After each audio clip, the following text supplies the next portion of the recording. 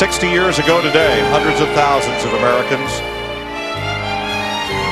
embarked on the invasion of Normandy, what we remember as D-Day, in great tribute to those who participated. Today, over 100,000 Americans sit here in Dover, Delaware, enjoying a different kind of American hero. Tony Stewart out in front of the MBNA American 400. A dominating performance.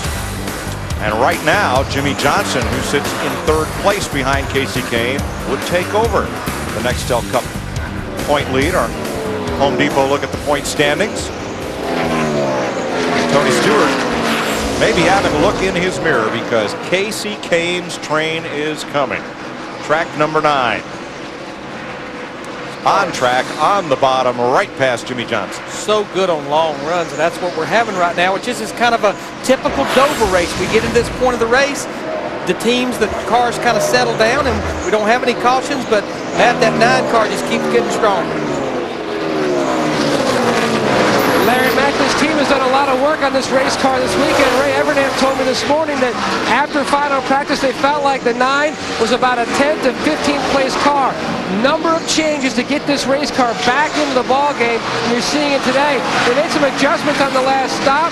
It's made this race car go from tight to a little more free all the way around, and Casey is slowly reeling in Tony Stewart.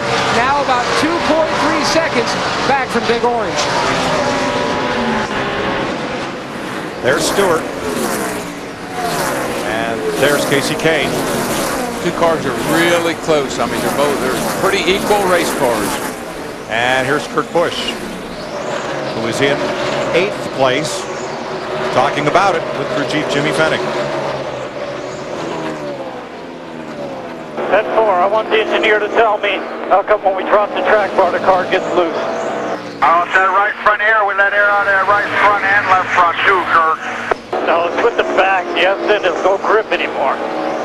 Gotcha. And we want to talk about the adjustment that Kurt thought they had made, which they did make that adjustment. They also made an air pressure adjustment. Now, what he talked about was Kurt couldn't understand. They dropped the track bar on the right rear, right in this adjustment right here, and it's on the frame side. And I'm going to say they probably went about 1 round down right there. They screwed it clockwise 1 round. That's to tighten the car up. And what Kurt couldn't understand is how come the car was looser. Jimmy Finney didn't explain, Kurt, we also dropped the air pressure out of the 2 front tires. Darrell, you've been talking about it. These tires do not like low air. That's what guys keep telling me, Larry.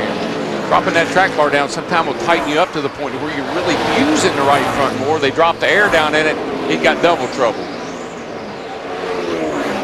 You know, comparing these drivers as American heroes to those who fought at D-Day, that's not really an apt comparison, except in the sense of, as Kenneth Squires often said of these drivers, they are common men doing uncommon things. They're not racing for freedom, they're racing for pride, and certainly the stakes are far lower, but we enjoy our freedom to sit and cheer them on a Sunday afternoon, and they too are our heroes. Talking about Rusty Wallace following it ever since that pit stop back on lap 33 when he restarted back about 27th. He's up there now battling our pole sitter Jeremy Mayfield in the 19 for 6th, and he just turns underneath Jeremy and drives by him.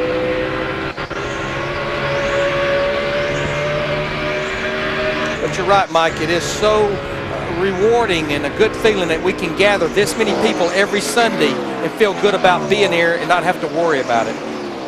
Guy on that 16, he's all over the place. Jeff Gordon in 5th, Rusty now 6th, moving under Greg Biffle. Biffle 1 lap down in 18th. We're past halfway, 213 laps complete. Tony Stewart with a lead that was 2 seconds, and Casey Kane has chopped it down in 1 lap to 1.8. Now, Kane's a little quicker on the clock, a couple of 3/10 every lap. Casey has 3 runner-up finishes in his rookie season: Rockingham, Vegas, and Texas. But since that 2nd place finish at Texas, he's not had a top 10 finish. That's a bad luck since then. Wrong place, wrong time. You know, we keep talking about the points, and you know, past seasons, we would not talk about points this early in the year, but because of these 26 races, it's becoming a hot topic right now. And when I look at Rusty Wallace back there in the 2 car, before the race last week at Lowe's Motor Speedway, he was 14th in points, 396 points out. He's okay right there. He moved up a position after Lowe's, but he's 417 points coming into this race. So once again, a lot like Jeremy Mayfield, he don't have any mulligans. Yeah, and you know, that's a good point, Larry, and you're exactly right. But one thing we got to look at is how far out of 10th is he? That's what some of these guys that are on the bubble like he is, they're all of a sudden not worried about 400 points. They're more worried about how do I get into the top 10. And he is 148 points out of 12th right now. Larry, it's like the end of daylight savings time this season. Suddenly it's getting late earlier. Yes, it is. And I think it changed your strategy. I heard Jimmy Johnson, Chad Canals, as we ride to Dale Earnhardt Jr., he's back in the 20th position. When you're in the position they're in, you can roll the dice a little bit. You can gamble just a little bit, because even if you build a 300-point lead at the end of 26 races, it's only 5 points. Well, it might be the greatest thing since that ice cream we had yesterday, but I got to see it to believe it. 218 laps complete. Tony Stewart's lead has now been cut to 1.3 seconds by a fast closing Casey Kane.